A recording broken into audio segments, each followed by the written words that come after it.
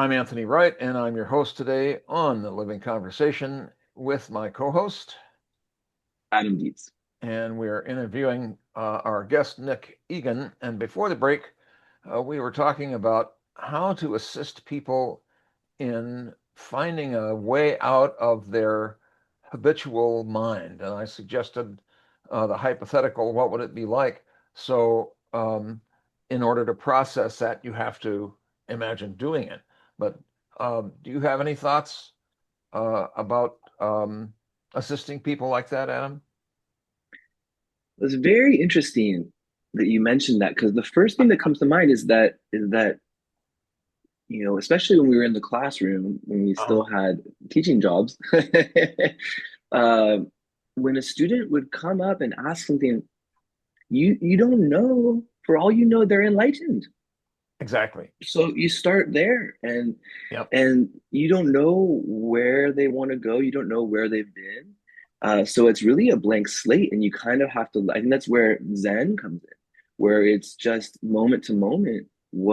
How can we together go to the highest level? Hui Neng talks about this. When a student comes to Hui Neng, he says if they ask something very lofty, then he'll Oh, right. answer with the most mundane thing. Right. If they ask something very mundane, then he'll answer with something very lofty. So in a sense, there's the middle way in practice there where you're helping people balance out and helping people kind of snap out of it. So the first, what really strongly comes to mind when you're talking about helping people pop out of these patterns is I think Zen is uh, the ultimate refined practice for this. They take all skillful means they could possibly take and try and help people pop out of their mind, so to speak. But I think that the other beautiful element that is in um, exemplified in Zen is that it's every moment. It's every moment. And Right. any person that's coming up to you in that moment could be enlightened. In the next moment, they could not be enlightened. Hui Neng also said that when in one moment your mind can go to the highest level and be enlightened, in the next moment your mind can go into the lowest hell. So when anyone's coming up, it's so moment to moment. I don't mean to be cliche, like be in the moment type of thing, but when these are in the Zen tradition, this is very serious business in some ways. Right. In some ways, Right. when a student comes to a teacher and asks a certain question, then it's like all time and space just freezes, and they have this Uh, interaction, and they both know we're speaking an enlightenment language right now. This is speaking of Socrates. This is the most critical thing that could possibly happen in the universe right now between me and this student, or between me and my mentor. And if I can really lock in, I can really let my mind be completely as high as level as it can, right? Then I am just doing the most important thing I could do as a human being. I'm uniting all time and space in my own mind. And so I think Zen gives us this example of time and time again in koans and different interactions. Okay, stuff's about to get real. Let's lock in. Let's have this interaction where we try to go to the highest level together, so to speak. Chuang also talked about forgetting the self, and I look at that and bring in as a parallel the work of Mihai Csikszentmihalyi in his talk about flow. But I'm curious, Nick, about as being a student of Tibetan Buddhism, is there a modality of this same sort of thing about where one forgets about the self, or talk a little bit about the approach from Tibetan Buddhism? Yeah, it's interesting. I mean, there's so much there. First, Adam, you reminded me of there's a great story with Kalu Rinpoche, who his previous incarnation, he's now a young incarnation, and he was a relatively well-known Tibetan teacher, and I think it was in the Bay Area actually. He Ah, met with some Japanese Rinzai teacher, and the Rinzai ah. teacher was there and picked up an orange and said, "What is this?" And threw a translator. And Kalu Rinpoche just looked at him, and then he said again, "What is this?" Doing like the Zen thing. Right. And Kalu Rinpoche, and so he did it a third time, and then Kalu Rinpoche turned to his translator and he said, "Do they not have oranges in Japan?" So it's like very that the method of like answering from the ultimate when asked the relative and answering from the relative when asked the ultimate, it is a very profound tool, especially when I think the student is ready for it. And I'll share like a brief.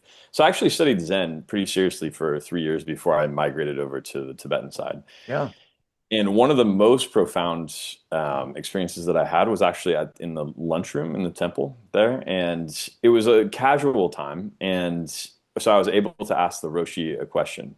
He's very powerful Roshi, I would consider him absolutely a bodhisattva. And I said to him, I had actually been studying at that time for a fair amount. And And may I I ask said who it something was? along the lines of like, hey, because in my mind I thought like, well, when you die, if you're enlightened, you go to nirvana, right? You go to a place. But if you aren't enlightened, then you come back, but then you have to be a bodhisattva, which is like a person that commits to coming back to save the world.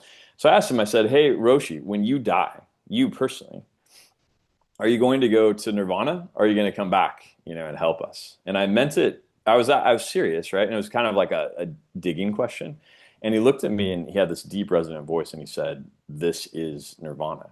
And I was like, wow, it literally shook me for a minute. I mean, I won't go so far as to say like I had a Ken show or anything, but it definitely shook me and made me stop ordinary thinking at that moment and have Yep. a bit of a deeper insight that stuck with me even to this day, 20, 25 plus years later. Yeah. Well done. Yeah, he's an amazing guy. Anyway, they do in the closest. So within Tibetan Buddhism, there's different kinds of vehicles, right? So there's like Sahajayana, there's Dzogchen, Mahamudra, there's all these different. Hmm. Tibetan Buddhism suffers from like an embarrassment of riches because it was the last transmission out of India to go to another country, right? Before then the Muslim invaders came and kind of mostly destroyed Buddhism at that time. And so because of that, it contained the sum total of all of the practices that were in vogue at that time. So everything from like Vajrayana, like tantric stuff, body things and working with energies and all of that. But one of the crown jewels was called Dzogchen and then also Mahamudra through two different And there transmissions. was the shamanic tradition also that was melded with that, right?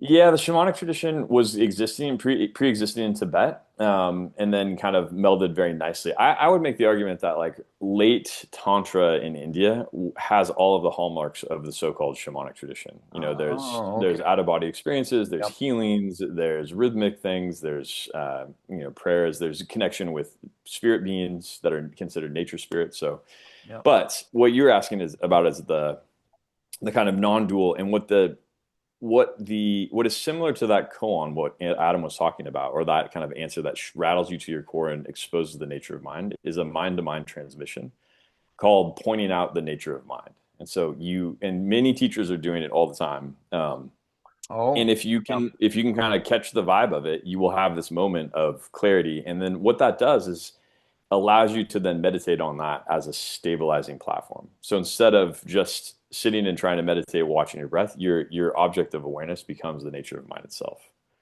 So again, the name of that, it's pointing out the nature of mind. Is that right? That's the moment, right? That you get the clarity. What Adam was talking about when there's that koan and there's that moment of clarity around what the nature of mind is. Now, the flow state is considered a different thing. The flow state is just a samadhi, meaning like a mental absorption of a meditative object. You don't necessarily have an example of the nature of mind at that point. So you can have a quote unquote ordinary meditative experience that has flow state that isn't necessarily the nature of mind. So this is an odd question. Do you think that, or to take it out of the realm of thinking, do you consider it possible for a student to be aware of the nature of mind, but not be aware of it? Or to have the Yeah. nature, Oh, that's they have it, yes. but they aren't aware of it. Is that right? That's very, very, very common. So in the Tibetan tradition, they say like it's so close that you don't realize what it is. Right. And if we take the Kala Chakra, like the highest tantric traditions, they actually say that you will have moments of it. You have a moment of it every now and then, right? And adding up to a sum total of about 3 years during your entire life. Oh, So you'll have like a little flash of it regularly, and we just don't realize what it is. and unfortunately in the West, we don't even know to look for it or value it much. Even in Tibet, we're in rarefied territory. I see. Well said. Yeah. Yeah. So Do you have that experience with your students, Adam? Well, the students, it's, it was a 100 level course. And I deeply empathize with freshman college students because on one hand, I Oh, yeah. was at that age, on one hand, I was making these moves to change my major and fully commit to a life of philosophy. On the other hand, I was being a total idiot. I was skipping class and partying and doing stupid stuff. So, especially freshman year. So for me, no offense to my students or anything, but I know that a lot of them are busy with other stuff. Some of it may be noble, some of it may be less noble. But I think that at that age and that exposure, when I empathize with them, it's that you're just first having any kind of exposure to philosophy. I didn't know what philosophy was In high when I school, no, entered. yeah. Yeah, I mean, I mentioned before, I had some moments of being like a lovesick puppy and looking for ways out, going to the library and looking up books on Buddhism, thinking that was the way out as a Northern California hippie with little exposure to Buddhism.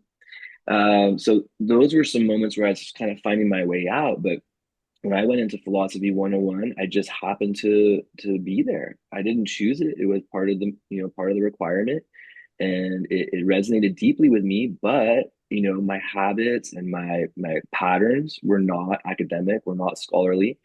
Like I said, skipped class as much as I could get away with, honestly, without much freedom as a freshman. So it was, for me, it wasn't until I came back and saw the same teacher. Oh my goodness, he has another class on Far Eastern religion at the 300 level. Then I was ready. So I've not taught a class at the 300 level. I think I can call myself a Confucian. So this all really is propriety. You're doing. I'm so lucky to have been exposed to this type of philosophy in propriety, just in the university. Just going to philosophy 101 class, I felt like I had a 100 level understanding. Then I went to philosophy 300 class. I felt like a 300 level understanding of true philosophy. Then I doubled down and committed again and went to have a master's degree. And I felt like I was, somewhat a master of philosophy. And then sticking with it, I felt like it was a doctor of philosophy to be able to talk about it, maybe try and transmit. So as a Confucian, I felt like I walked that path of level 100, just a bachelor, just even hearing about it. Level 300, okay, upper division. Now you're kind of like a little bit more of a sophisticated bachelor than master's, so to speak. Right. So from my perspective, the students who are at the 100 level, they just simply have a little glimpse of it, and then they have to make it their own or not. They still have their choices. It's like they're declaring their major, so to speak, when you're at the 100 level. Yeah, but You're deciding, do you want to stick with philosophy or not? And yeah, go ahead. Sorry. the seeds were sown, though, at that 100 level. I think that you can't unsee it.